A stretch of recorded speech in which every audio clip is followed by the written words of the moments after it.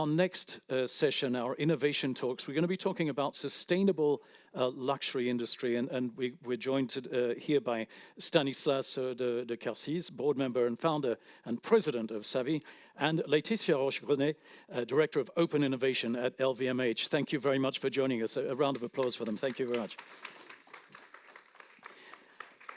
Stanislas, a prominent figure in the world of luxury and business, I think would be the least to say about you. Board member, founder and president of SAVIH, where you have a massive amount of experience and expertise contributing to the success of the organization, and a distinguished career in the luxury industry, which no doubt you'll be able to talk about a little bit. Tell me, and Laetitia, just as an introduction, you've been a long time in the field of luxury. As we said, director of open innovation at LVMH, and a global leader, of course, in luxury goods. Now, in this role, you're playing what we could call a pivotal role in driving innovation within the organization, and that really means that you're harnessing your expertise to advance LVMH's commitment to excellence and creativity in the industry. So really a pivotal person in this role. Perhaps firstly, the group needs no introduction, of course. And I believe you worked before with Stanislas when you were with Richmond. He was my boss. Okay.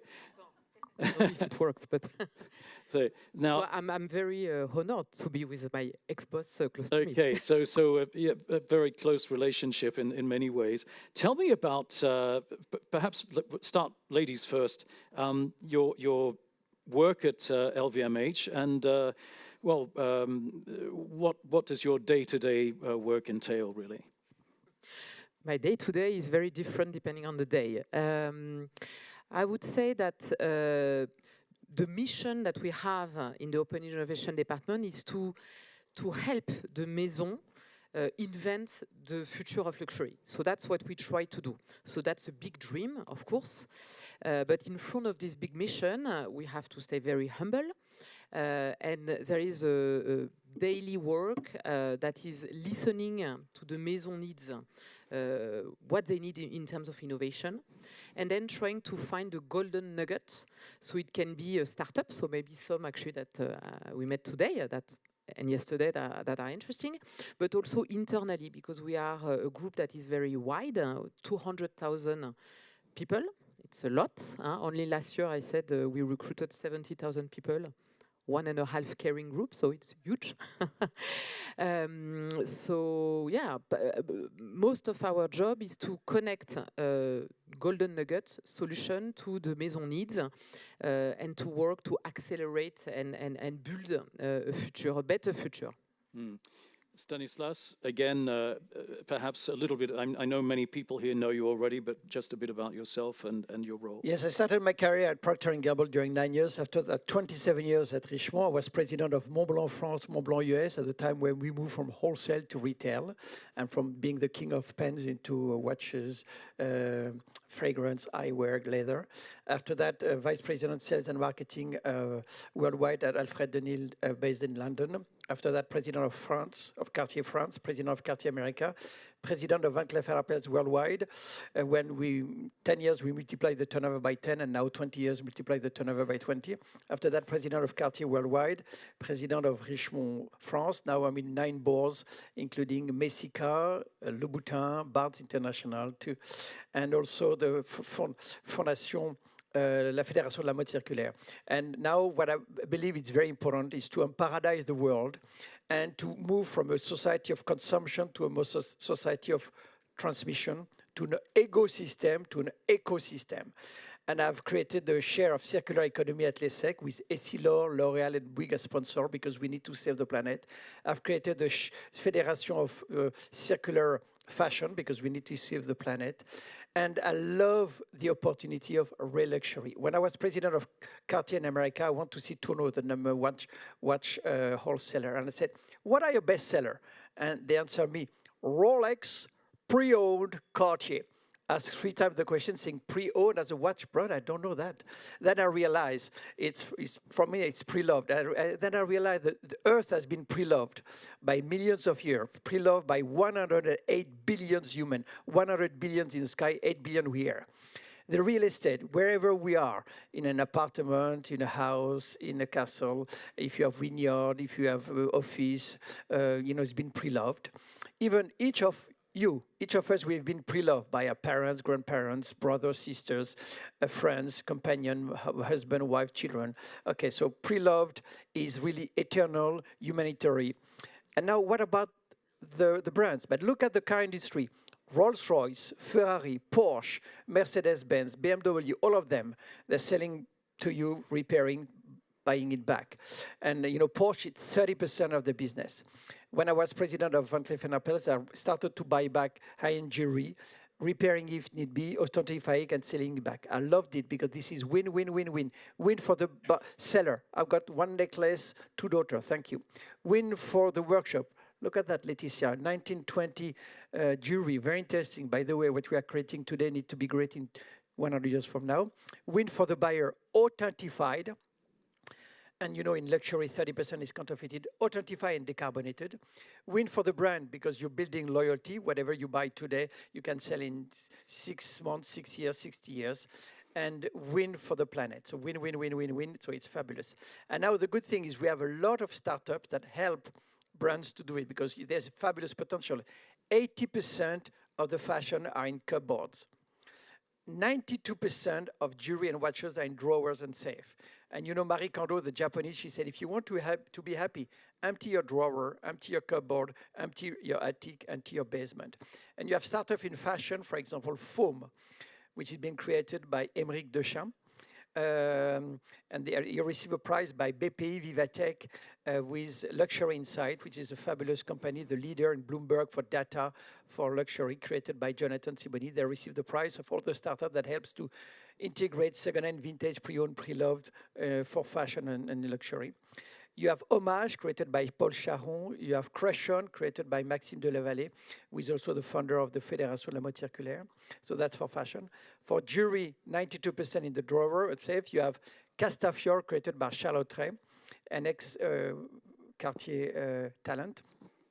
And also 58 Facettes, created by Alexis Blais. So all that, and I can put you in contact with all those startups if you're in contact through LinkedIn. You have also Real Luxury, which has been created by Fabienne Lupo, who was ex-president of Watch and Wonders, ex-president de la Fédération de la Mode, la Fédération de la Haute-Horlogerie. She created Real Luxury, an event where you can buy pre-loved fashion, pre-loved jewelry, pre-loved watches. She was an event in Geneva last year with 4,000 people in 3 days. She's going to organize another one this year in Geneva, another one the next year in France. So there's fabulous potential for all of us, and because you're building loyalty. So it's good for the buyer, the seller, the planet, and the brands. It's all about coming together here, isn't it, Stanislas? We were talking a little bit about the fact that someone's got a good idea here, another one great idea there, and it's this melding. We'll be talking a bit more about that later. Now, Laetitia, I wanted to ask you how your job was created at LVMH, because you've got a bit of a story there to tell. Yeah. Yes, I think that can only happen at LVMH, right? So let's go back in time in 2016. At the time, I was the general manager of Fred, so a nice jeweler that's part of LVMH Group. And I got a phone call from a guy that I didn't know, a man. He was a little bit crazy. He had many ideas, and he said, I want you to work for me. And he was in HR and training, and I was like, no. I don't want to move to HR. I don't want to move to trainings. But he had like a lot of great ideas. And what happened is that because I wanted to be polite, I said, I will call back tomorrow. And during the night, I came back home. I couldn't sleep. And I invented a job. And the day after, I called him and I said, you know what? Yesterday, I thought that you were crazy. I wanted to say no. But tonight, thanks to your idea, I invented a job. So he said, come to me in London and explain me, which I did. And then week after, I was with the HR of the group, and she said, you start right away. So the beginning of my job was just a crazy idea, thanks to a discussion. And we started, my first project was creating what we call DARE. DARE is an intrapreneurial program. So you were talking about the fact that connecting people is important. We do believe that out of the 200,000 people of the group, many have great ideas. To have them on a platform and to be able to connect, because maybe the product manager of Vuitton will have an idea by going to Sephora, so giving the idea on the platform, so that Sephora can see it is a way to make this idea a possibility and then a project. So there are many projects that have emerged thanks to this. So maybe one that you've heard about called Nona Source, that it's a new company of the group that come from there, just an idea of somebody from Kenzo. You were talking to me about Eristoria, same thing. Somebody who had an idea and who developed it internally. So a big part of my job is really intrapreneurship and allowing anybody from the group to create a better future. So talking about sustainability, but not only inclusion, tech, because of course the future is a lot with tech, but that's pretty much the philosophy behind. You've had more than 600 collaborations to date so far, and that's amazing. And actually, you're going out finding startups and bringing them in to work with the group on new ideas and developing. Stanislas, what do you think about this approach, and what have you got to say? I think it's fabulous because we live in an incredible time. We never had so much entrepreneurial spirit. We never had so much tech. We never had so much money. And for the first time, David and Goliath are working together. And it's great because Goliath is a big group, David is a startup. Look at, for the COVID, the Goliath, Sanofi is a big group, said they didn't find the vaccine. And Moderna, David, say, I found it. So, they're working together. For luxury, look at Kering, said, I'm interested in second-hand, vintage, pre-owned, pre-loved. I don't know how to do it. But there's a startup, David, called Vestiaire Collective. We're working together. Look at Richemont, said, I'm interested in second-hand, vintage, pre-owned, pre-loved for watches. I don't know how to do it.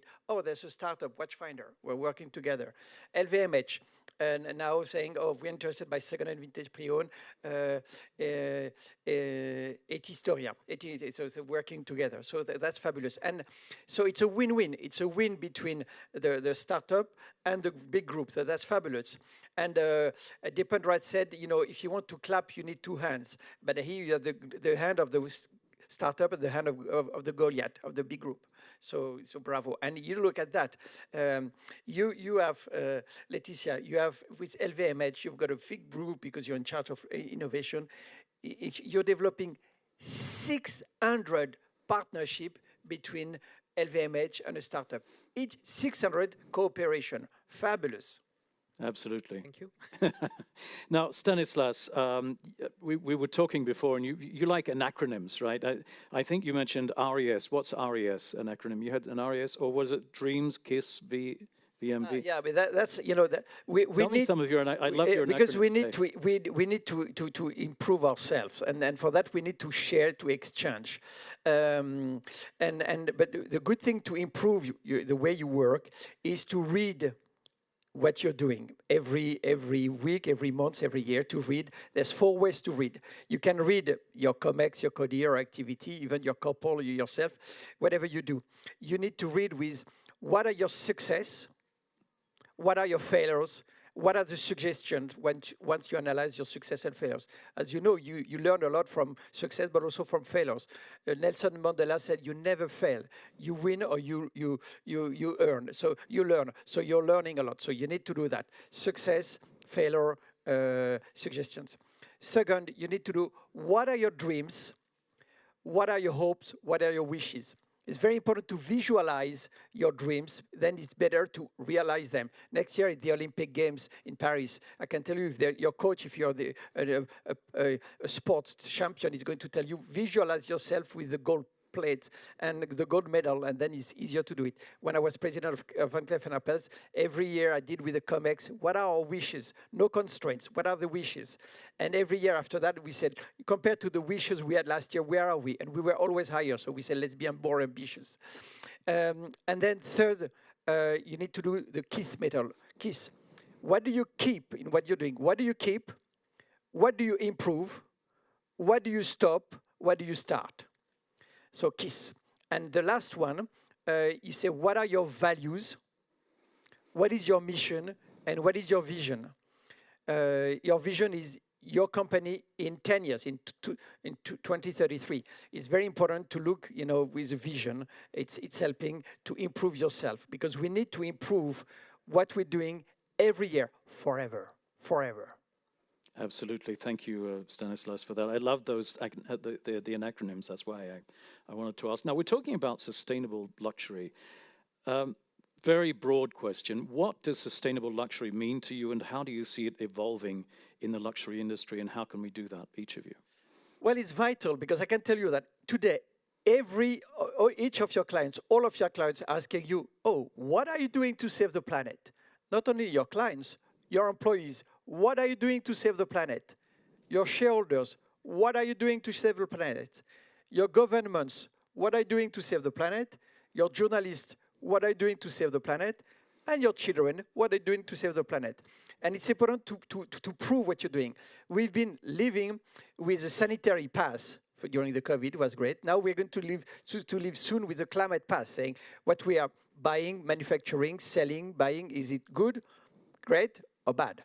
So it's quite important. And the good thing is there's a lot of synergy. You look, for example, there's a startup called Revalorem. It's a startup created by Eric Lejean. They're dismantling unsold item and giving you back 80% of the raw material. So that's smart. It's good for the planet, it's good for the brand. And they've created a big manufacturing in Europe, in France, and now all the luxury brands for whom they're working, for which they're working, said, we have a lot of stock in America, let's build something in America. They also build it in America.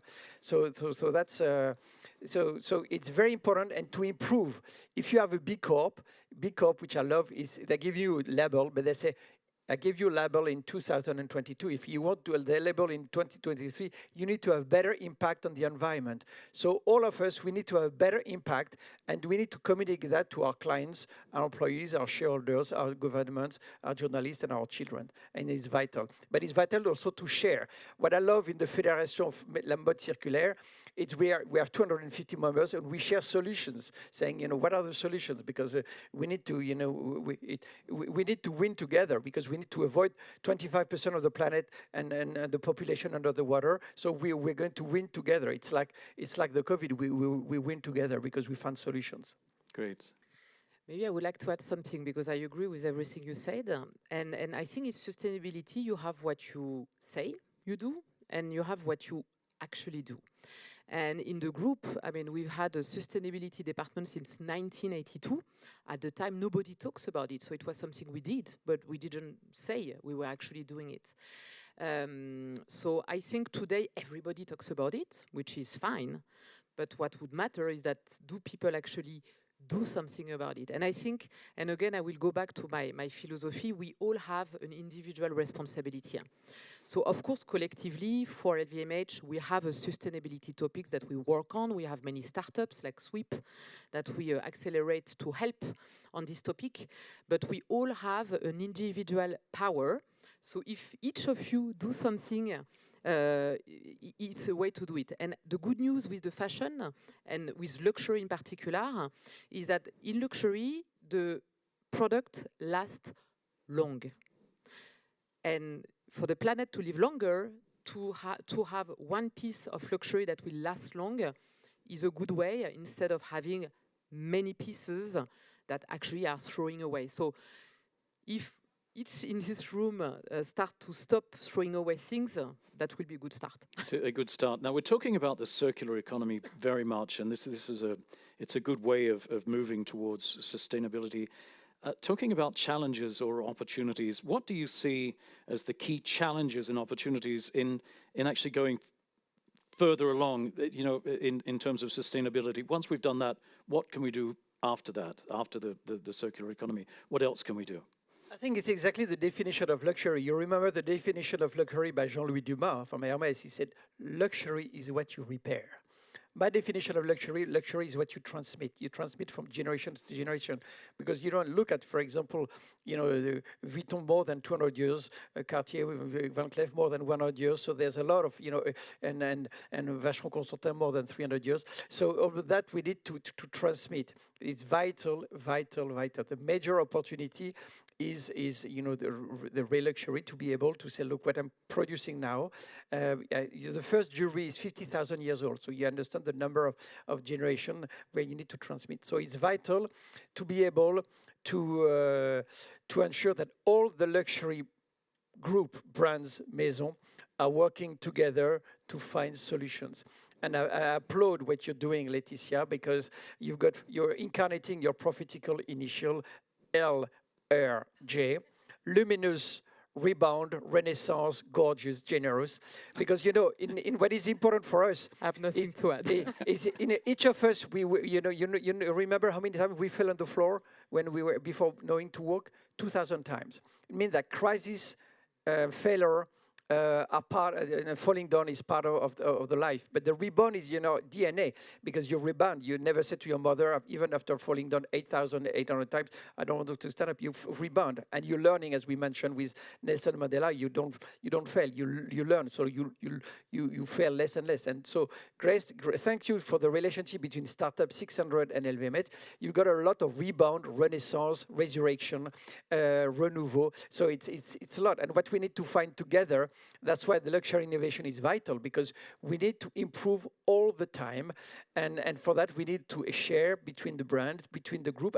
I was board member of the Fondation Comité Colbert, which is an association of 98 of the luxury group of brands in France, and which I love. It was co-conquest rather than competition. We were sharing solutions, all together, saying we need to find solutions. So it's better. Find solutions to grow in China. Find solutions to grow in Asia, in Middle East. We also find solutions now to have a better impact on the environment. Laetitia, what do you see as being the key challenges to going to those next steps? Because we are where we are, but where are we going from here? Fear. I think many people are scared. So I think, and that's why actually I call the program Dare. I think people need to dare. I mean, what are you scared about? Actually, just for lunch, we are talking about what are we scared about.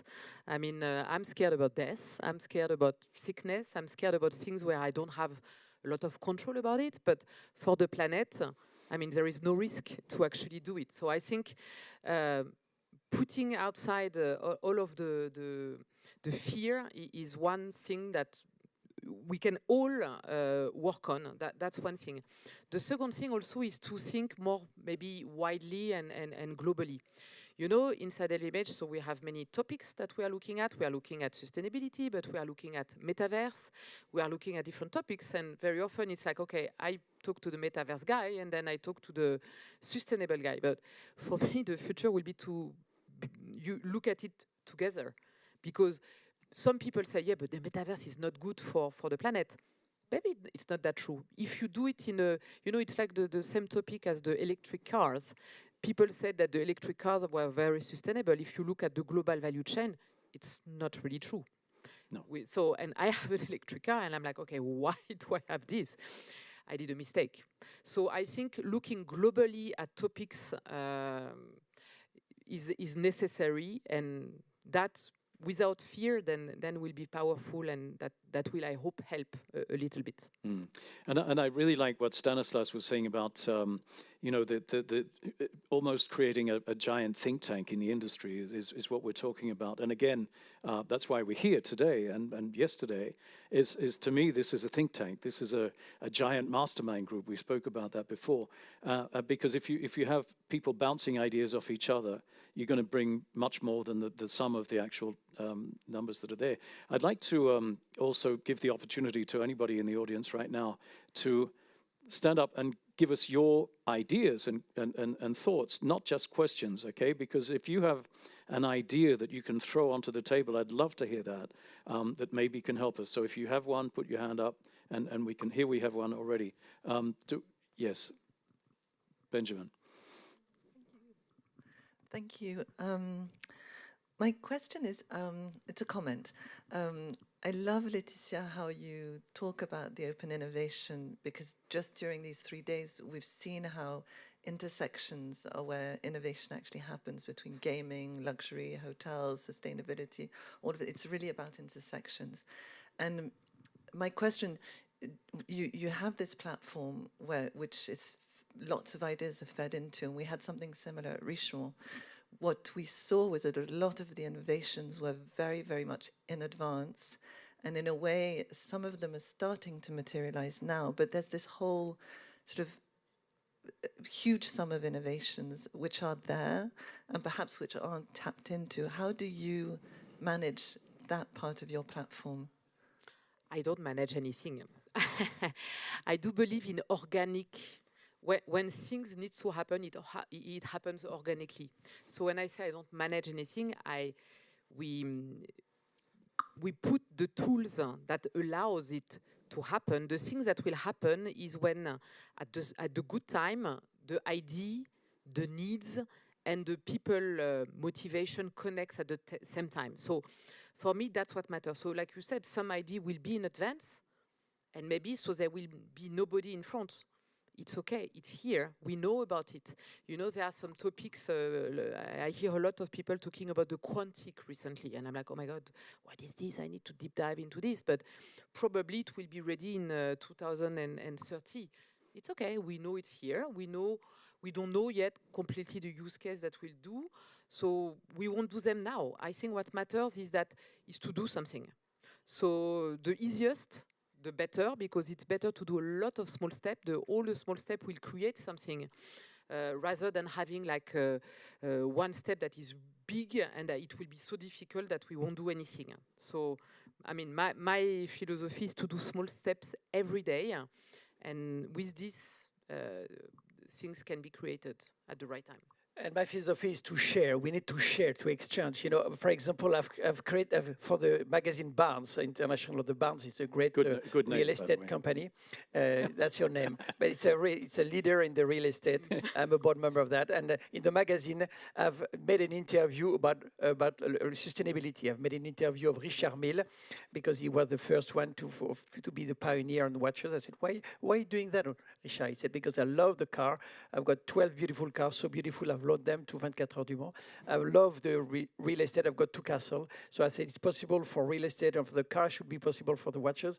And now it's the seller is happy because he's selling it more expensively than when he bought it. The buyer is happy because he's authentified, certificate, and decarbonated. The brand, we're happy because we're building loyalty, and the planet is happy.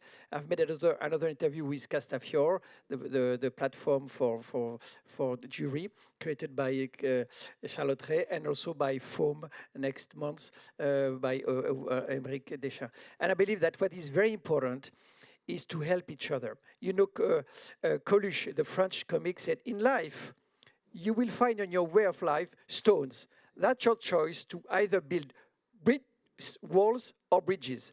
With walls, I've never seen happy in ghetto, but with bridges, you between generation, women, men, junior, senior, European, American, Asian, African. You know, it's helping each other. That's what we need to do, to help each other. And the good thing is, alumni, the alumni of your school. That's why I believe there's a fabulous opportunity to create alumni in the luxury maison. Also, to say, you know, we're all humans. We're all humans, we're all mortal, but it's better to share solutions. Let's share the solutions.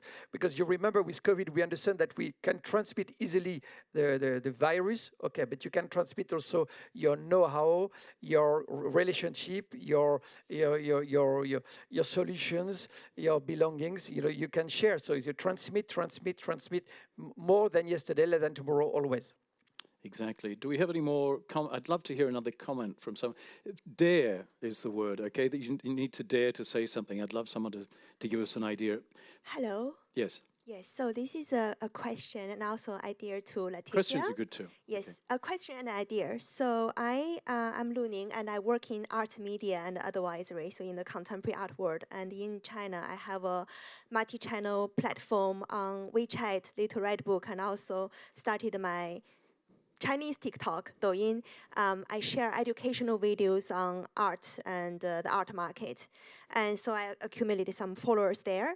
And one day, this is actually during the pandemics, I was approached by one of the LVMH brand, the marketing manager in China. And he actually mentioned to me, he wanted to invite me to give an educational lecture to the employee at the brand when they do this internal training, because they realize these top performers, VIP managers, they have this occasion when they deal with the top clients, and when the clients talk about the contemporary art, they don't understand. So, but I didn't go because it was during the pandemics. I had to do this 21 days quarantine, and that gave me the idea. Actually, the luxury brands, the employee, they need a training on contemporary art. And then so recently, I approached one of your brands in London, and I talked to this manager, and I had a meeting with them, and then they said the same thing. So they want to leverage, elevate themselves, and then want to do this contemporary art course. But then we look at the course at like Sotheby's or Christie's, they think it's too expensive for them. So I was in a conversation with them to provide this employee training on the basic art knowledge and the awareness of the art market. For example, when there's the art fair like Frieze, what do they talk to the clients about, like a global art calendar? Do you have such a program at LVMH yet? Or do you think that's something you want to implement? Education on contemporary art. To the employee. It's a good question, yeah. So probably you were talking to some people from Vuitton, which is one of the 75 maisons, right? No? Okay. Because, I mean, in the 75 maisons, some maisons have a real link with art, like Ruinart, like many maisons, but some have a different DNA, you know? So depending on the maison, it can make a lot of sense, and for some, not as much. In luxury, I mean, especially in LVMH, we do believe in the DNA of the brand. So when a brand has a DNA, then it makes sense to do things around the DNA of the brand. So for Ruinart, of course, that could make a lot of sense. Actually, I had a discussion with Mr. Levy from the arts. So there are many ideas about art, education, and so yes, I take the idea, and I'm sure... Yes, but actually, I don't think it's really about the link of the brands to art. It's more about like when... Just about generally knowing about art. I think yes, the idea is very because good, the top clients, like when you're dealing with luxury top clients, a lot of them are art collectors. And also these type of people, they travel around the world, like a lot of time is according to this culture calendar. It's a great idea. It is a good idea. According to the culture calendar, like what happened with Art Basel and then Frieze and then like Miami Art Basel. So when the employee, like especially dealing with top clients, when they're aware of this social etiquette and also with the art knowledge. I think it also comes down to, pardon me, that is like found the common ground and the topic. I see the time is up, because our time is up now. So I have to interrupt. But I think it's a good idea. But it comes into that realm of general education for the staff. I think the staff need to be cultivated, educated, need to have a general awareness of not only art, but perhaps sustainability too, that sort of thing. But it's a very valid comment, and I think it's taken on board, and I think it was very interesting. Stanislas and Laetitia, I know we're out of time, and we have a short. We can't carry on because a lot of people have to get off directly after the awards ceremony. But I think we've learned a lot, and really appreciate what you've given us this afternoon. Thank you very much. Thank you very much. And Stanislas, we'll be seeing you a bit later as well, no doubt. But thank you very much. Time now to move on.